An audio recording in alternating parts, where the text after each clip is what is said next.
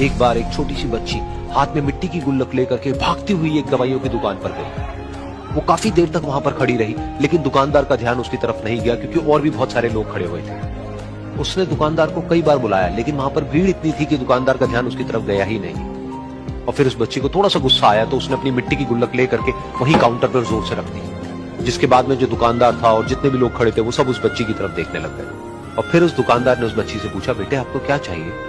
तो वो बड़े ही भोलेपन से बोली कि मुझे एक चमत्कार चाहिए। ये सुनकर के दुकानदार को कुछ समझ नहीं आया, ना ही वहां पर जो लोग थे उनको कुछ समझ में आया, और सब उसकी तरफ देखने लग गए। फिर दुकानदार ने बोला, बेटे चमत्कार तो यहाँ पर नहीं मिलता है। तो बच्ची को लगा कि वो उससे झूठ बोल रहा है, तो बच्ची ने कहा कि मेरी गुल्लक में बहुत पैसे हैं, आप बताओ आपको कितने पैसे चाहिए, लेकिन मैं आज यहाँ से चमत्कार लेकर के ही जाऊंगी। तो वहीं काउंटर पे एक और आदमी खड़ा था, उसने उस बच्ची से पूछा कि बेटे क्यों चाहिए तुमको चमत्कार? तब उस बच्ची ने अपनी कहानी बताई कि अभी कुछ दिन पहले मेरे भाई के सर में बहुत तेज दर्द हुआ, तो मेरे पापा मम्मी उसको हॉस्पिटल ले गए। उसके बाद कई दिन तक मेरा भाई घर नहीं आया। तो मैंने कई बार अपने पापा से पूछा, लेकिन उन्होंने मुझे कुछ नहीं बताया।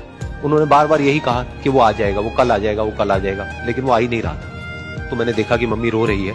अब पापा मम्मी को कह रहे थे कि उसकी दवाइयों के लिए और उसके इलाज के लिए जितने पैसे चाहिए उतने मेरे पास में नहीं है, अब उसको कोई चमत्कार ही बचा सकता है।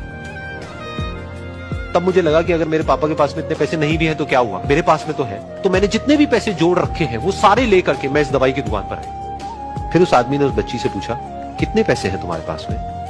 ये सुनते ही उस बच्ची ने अपनी गुल्लक उठाई, जमीन पर फेंकी और तोड़ दी, और पैसे गिनने लग गई। बाकी सब लोग खड़े होकर के उसको देख रहे थे। थोड़ी देर बाद उसने सारे पैसे अपने हाथ में इकट्ठे किए और बोली, मेरे पास में पूरे 19 रुपए हैं।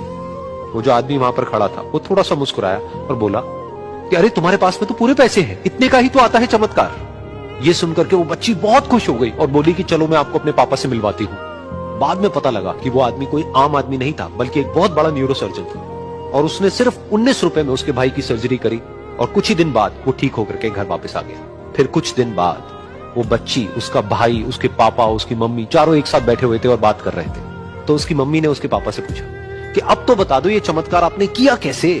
तो उन्होंने अपनी बेटी की तरफ देखा और बोले, ये चमत्कार मैंने नहीं, इसने किया है।